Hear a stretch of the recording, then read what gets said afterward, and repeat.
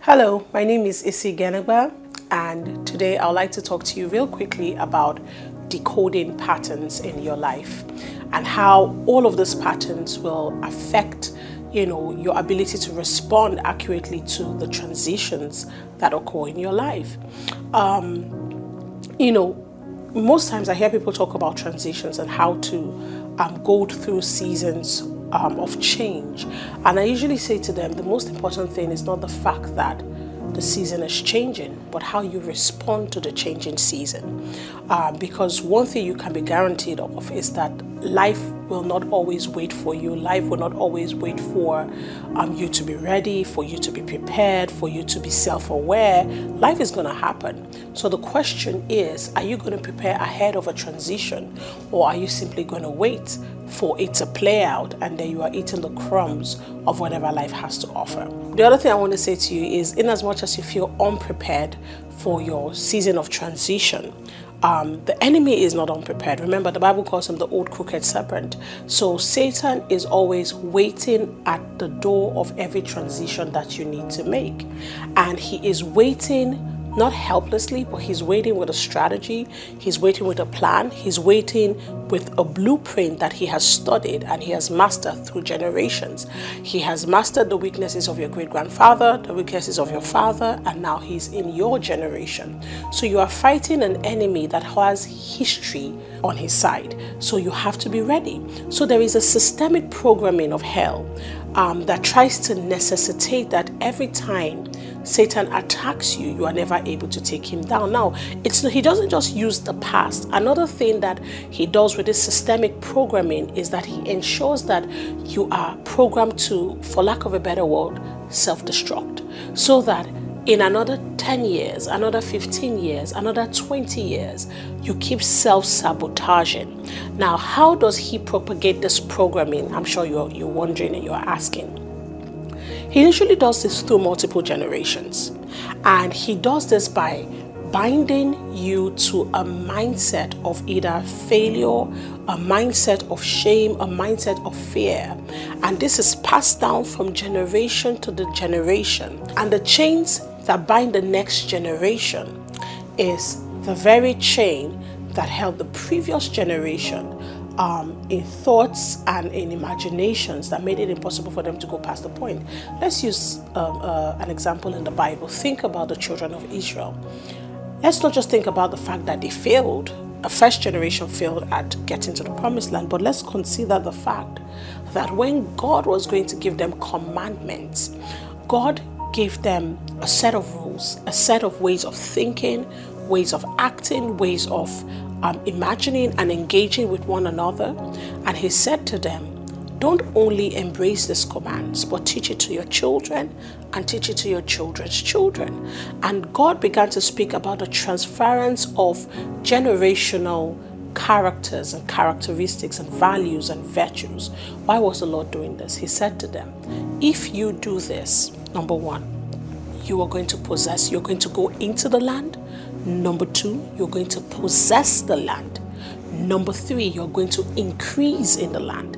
These are three different things. And I found out that until you begin to think about the generational effect of mindset captivity, it's going to become almost impossible for you or your children's children to break into the promises of God and to possess and to maintain them. So, I want to talk to you about the word for curse and what it means, because many people say, oh, Pia, you keep talking about generational limitations and stuff like that. How really does it occur? What does it look like? Does it look like demonic oppression at night? Does it look like, things you cannot explain manifesting all around you? Well, sometimes, yeah, depending on how, strong the impact is. But in reality, let's go back to the beginning, because when you take it back to the first time it was mentioned, it gives you an idea of the big picture. So the word for curse is the Hebrew word. The first time it was used in Genesis is the Hebrew word kolal. It's spelled as Qallal, but it's pronounced as kolal. And it's a verb actually, so it's an action word, it's a doing word. So a curse is not just a noun. It's not he's crazy and then it means nothing. So a verb literally means something that is active. So a curse is a thing that is actively propagating itself through generations. So I needed to take note of that. It is active. So it manifests, it has strength, it has a will, it has direction, it is in motion. Now, the meaning of that word, it has different meanings, different meanings for the Hebrew word. But here are some of the meanings. It means to be slight, to be trifling, to be of little account, to be lightly esteemed, to be made despicable, to be treated with contempt, to be contempt or dishonor, to be made to move to and fro. Now, I need you to think about it. So when you say there's a curse going from a generation to a generation, it doesn't necessarily mean that the people are dying. Sometimes just the fact that they're constantly moving to and fro is the proof that something is amiss. It's the proof that there is a pattern that is playing out through that lineage or in that person's life that is making it impossible for them to find stability. It also means to be despicable or to bring contempt. And it's almost as though, everywhere this person goes or everywhere you go, it's almost like you're never able to establish a history of favor in your lifetime. You have to struggle through everything, and people just say stuff like, I don't know, I don't like you, or as soon as you walked in, I just thought, hey, I don't want to be part of it. People don't want to invest in your project, they don't want to invest in your life. There is something that is amiss. But one of the things that I want to talk about is when it says to be light, to be lightweight, or to be of light esteem.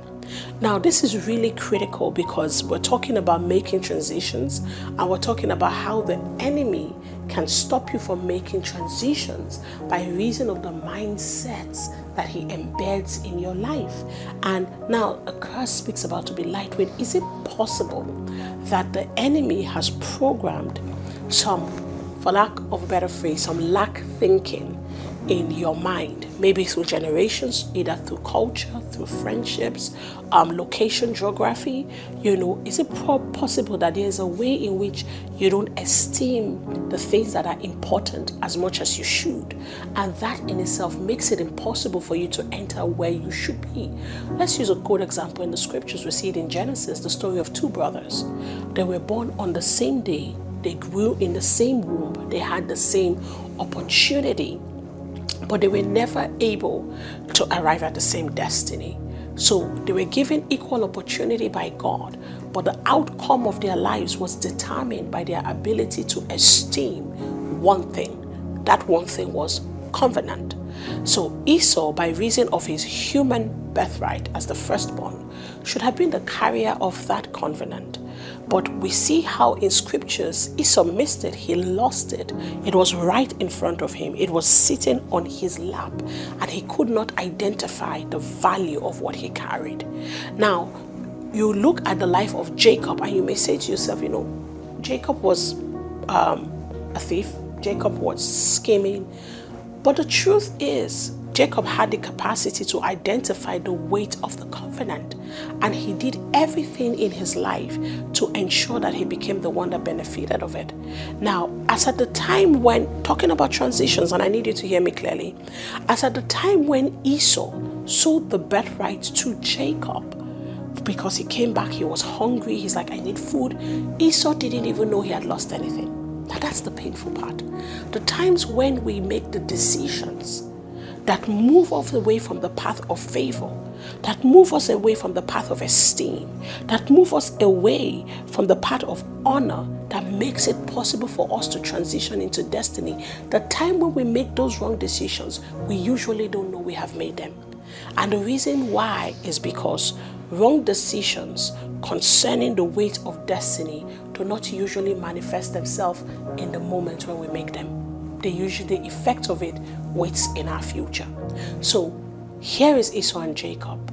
He does that, and then some years later, his father is about to die, and No matter what Esau did, he was given the instruction first. He ran to get the animal. He cooked it the best way his father loved it. He did everything possible. No matter what he did, time, chance never worked in his favor. It was just impossible for him to be the one that got the birthright. I need you to understand it. Time and chance stopped working in his favor because some years before he had given his birthright to his brother. He just said it flippantly. And that's why you must never joke with your words. The Bible says the power to life and death is in the tongue. So in the time when Esau needed to make the most important destiny transition, he was unprepared. Because some years before that, he had joked about the value of his life and the value of what he carried. You may be listening to me right now and you're saying to yourself, oh my goodness, Pastor Isi, I can identify certain areas in my life that I have treated lightly. And I see now how these things have made an impact on where I am or where I'm going to. What do I do? How do I redeem time? How do I get it all back? Now, there's only so much I can say on this short video, but I have done an elaborate explanation in my book, and it's called From Here to There: How to Make Successful Transitions. So I needed to get that book because in the book I really explain the concept of the curse, and I really explain the concept of how it makes it hard for generations to successfully transition, and just even the place of culture. Because that's the next thing I want to talk to you about this programming of hell and this, programming of Satan, and how in the day you're called to influence and authority, your mind begins to limit you because you have so mastered the place of lightness and surface dwelling that you're unable to walk in strength, in power, in capacity, and just that mentality of smallness that he creates inside of you is what sets those boundaries, that make it hard for you to be able to move onto heights of greatness. Now, those who are locked within these systems, the thing that happens is they become satisfied with whatever they're given, and they're like, the slightest crumb is okay. So people say things like, oh, in my family, this is how we are. In my nation, this is who we are, or in our generation, this is how things work. This is the culture. But the question is there more? Should we be bound by culture? Should we be bound by tradition? Should we be bound by the little that life has to offer? Have you ever stretched your mind to believe that perhaps you are being programmed to accept what you're given? How does this little crumbs, make things better? Is it possible that this is a programming of hell? Now, darkness usually strengthens this experience by ensuring that there is a thorn in your flesh that serves as a constant reminder of your captivity. Let me explain that just a little bit. So, the Lord needs you to deliver marriages, and He's seen it in dreams and visions and prophecies. And then the enemy ensures that when you get married, there's never peace in your home. And no matter what you do or how much you try, there is just like constant misunderstanding, and the spirit of misunderstanding literally dwells in your home. Now you have this destiny to be a minister and to bring healing and restoration to marriages. And then 2 generations before in your home never enjoyed good marriages. And then you're aware of this. And then you are also aware of the calling. And you are married now, and then there's consistent unrest in your house. I'm telling you, it's like a thorn in your flesh that keeps saying to you, hey, remember, your father never made it. Your mother never made it. You will not make it.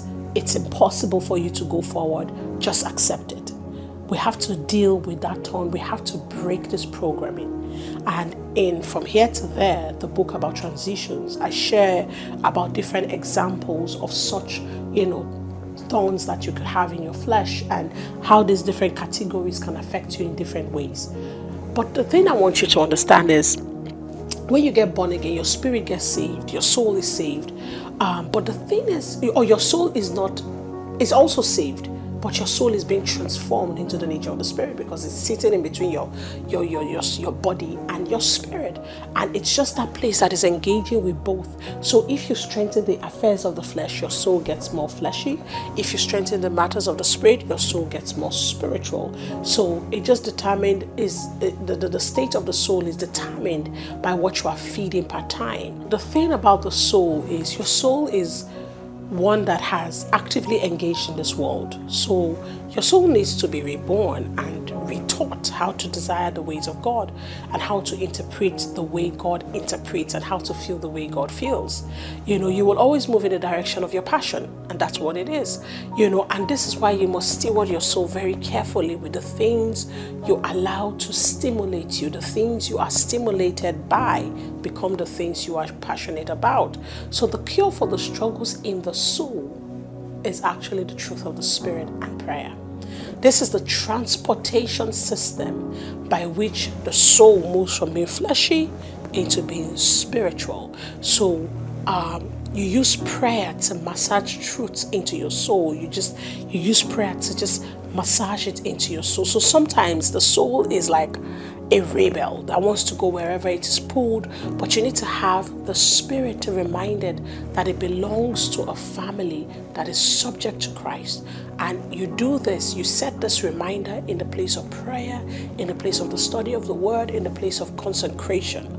Now, why is this important? Why is it important that you take the word you hear and speak it over and over to your soul, commanding your soul and your body to march forward towards the throne of God? Why is it important that all three of them, spirit, soul, and body, are before the Lord?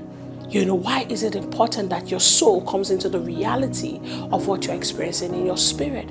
This is because of the passion, your passion, and your desires, and how all of this affect your decisions. And your decisions basically affect your ability to transition into the next level of destiny. So in the transformation of the soul, it is all about consistency in prayer.